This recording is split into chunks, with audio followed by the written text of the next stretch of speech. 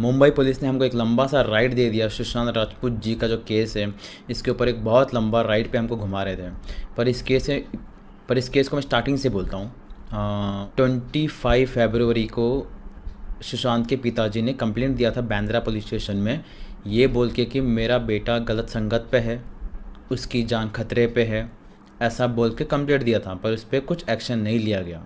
उसके बाद फरवरी को ही सुशांत जी को सारे प्रोडक्शन से, बड़े बड़े धर्मा प्रोडक्शन, सलमान खान प्रोडक्शन, ये जो भी बड़े बड़े प्रोडक्शन है, यहाँ से उनको बॉयकॉट कर दिया गया। ठीक है। और ये जो ताई है रिया, जो अपने वीडियोस में बोली है कि मेरा जो भाई है छोटा गुंडा है, उसको मैं उससे मैं अपना काम करवा लूँगी क्योंकि मैं ताई हूँ, मेरा एक बॉयफ्रेंड है जो गुंडा है वो भी, पर उससे भी अपना काम करवा लेती हूँ। पर ये जो गुंडा है ये सुशांत जी तो नहीं है। एक और ये जो गुंडा कौन हो सकता है, आप समझ रहे हो ना कौन हो सकता है? वही है गुंडा, महेश भट्ट।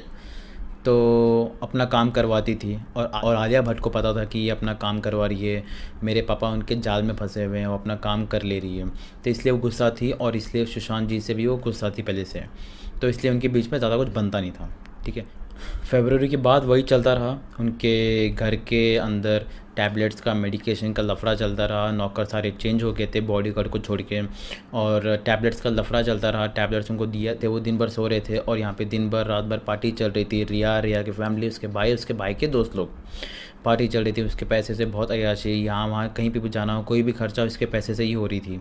और उसके बाद धीरे धीरे जो बॉलीवुड की प्रोडक्शंस है वो सुशांत जी को बॉयकॉट क्यों करेंगे, और रीज़न ये है कि उन्होंने 2-3 मूवीज़ उनको ऑफ़र किया था, वो रिजेक्ट किए, इसलिए उनको बॉयकॉट कर दिया।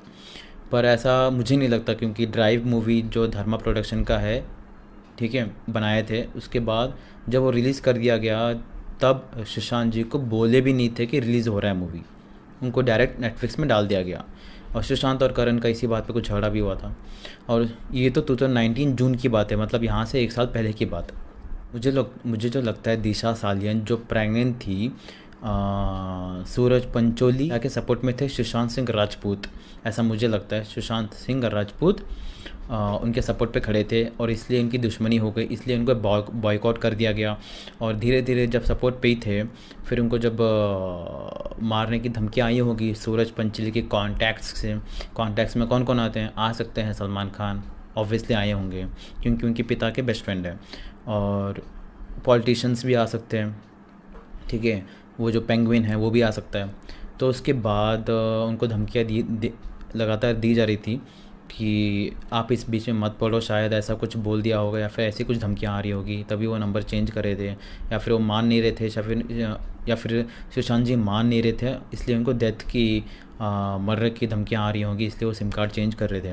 उसके बाद जून का महीना आता है जब रिया घर छोड़ के चली जाती है कुछ झगड़े की वजह से। वो झगड़ा क्या है अभी तक किसी को कुछ पता नहीं, बस पता इतना ही पता है कि झगड़ा है। उसके बाद जो उनकी दीदी जून 9 को आती है, और तब वो कोई मेंटली डिसऑर्डर या फिर कोई मेंटली इल नहीं थे, आराम से बात किया, आराम से थे, अपना मेडिटेशन कर रहे थे, अपना एक्सरसाइज कर रहे थे, अच्छा खा रहे थे। और जून 12 को वो जब गई ये बोल के कि हम जून 14 को हम मिलेंगे, उनकी दीदी मीटू दीदी चली गई। और उनके बीच क्या हुआ था, दिशा सालियन का डेथ हुआ था जून 9 को, जब वो डर गए, सुशांत जी डर गए। वो डर के मारे अपनी दीदी को बोले कि अब ये लोग मुझे भी नहीं छोड़ेंगे। वो कौन लोग दीदी ने पूछा पर दीदी को बताया नहीं। वो डर गए थे कि ये लोग मुझे भी नहीं छोड़ेंगे। तो उन्होंने उनके जो जीजू हैं आईपीएस ऑफिसर जो पंजाब में हैं, उनको कॉल किया और बोले कि अब मुझे यहाँ पे बॉलीवुड में नहीं रहना, मुझे मुंबई में नहीं रहना, मुझे अपने पास बुला लो, मैं कुछ फार्मिंग कर लूँगा, ऐसा ऐसा कुछ उनके जीजू को बोला। हाँ, वो बोले ठीक है आप आ जाना। पर ऐसे बात ही हुआ था 12 को, वो समझा बुझा के आपने घर को आ गई, क्योंकि उनके घर में छोटे छोटे बच्चे हैं उनकी दीदी के, वो घर को आ गए। और जैसे ही मौका मिला 13 को, जिस दिन पेंगुइन का बर्थडे था, ठीक है 13 को, और 13 के नाइट को पहले ये बोला गया कि पार्टी चल रही थी, उसके बाद अभी ये बोला जाए कि पार्टी नहीं थी। ठीक है, तो अंदर कैमरा ऑफ हो गया, जो मारने वाले लोग थे वो आए, या बात करने आए या मारने के लिए आए शायद मुझे नहीं पता, पर मारने के लिए आए होंगे क्योंकि कैमरा सब कुछ ऑफ था। तो वो आए, खेल ख़त्म किए। रात को 9:30 को सुशांत की दीदी कॉल की, जो पिकअप नहीं की है सुशांत। हाँ, और मैसेज भी किए जिसका रिप्लाई भी नहीं है। और सिद्धार्थ पिठानी ये बोलता है कि 1 o'clock मतलब रात के 1 बजे वो सोने गए सुशांत। तो समझ रहे हो, 9:30 को दीदी ने मैसेज किया था जिसका रिप्लाई नहीं आया, जिसका कॉल बैक नहीं आया। और जब सुबह होता है, सुबह दीदी ने फिर से कॉल किया, फिर भी उन्होंने नहीं उठाया। तो जाके सिद्धार्थ को कॉल करके पूछी क्या हो रहा है। तो वो बोला कि सुशांत बाहर आया, जूस पी के रूम में चला गया, रूम बंद करके घर पे ही रूम में ही है। तो उसके बाद इन्होंने घर छोड़ा सुशांत के घर के लिए, डर के मारे कि कुछ हुआ रहेगा, ऐसा कुछ उनको डर लगा। वो घर से बाहर निकले और सुशांत के घर को पहुंचने ही वाले थे, 15 मिनट बाकी था। तभी सिद्धार्थ ने कॉल किया, बोला कि सुशांत हैंगअप कर लिए तब बोला। और 15-20 मिनट के बाद वो दीदी घर पर थी, और घर पर थी 20 मिनट में इन लोगों ने चाबी वाले को बुला के दरवाज़ा खोल के बॉडी को नीचे बेड में सुला दिया था। ठीक है, कोई प्रूफ नहीं है कि वो लटके थे, और कोई प्रूफ भी नहीं कि वो सुसाइड है। ठीक है, और ऐसा भी हो सकता है कि 13 को पेंगुइन का बर्थडे था, ऐसा बोला जा रहा है कि आदित्य ठाकरे उनके घर को आए थे, ऐसा बोला जा रहा है। तो इससे ये बात तो क्लियर है कि सुशांत को कोई धमका रहा था, तभी वो बोले कि मुझे नहीं छोड़ेंगे, मुझे मार देंगे। अब भी ये मुझे नहीं छोड़ेंगे, अब का मतलब पहले से ही इनको धमकी आ रही थी, पहले से ही कुछ ना कुछ चल रहा था, जो अब दिशा सालिन की डेथ के बाद इनको डर लगने लगा कि आप ये मुझे भी नहीं छोड़ेंगे।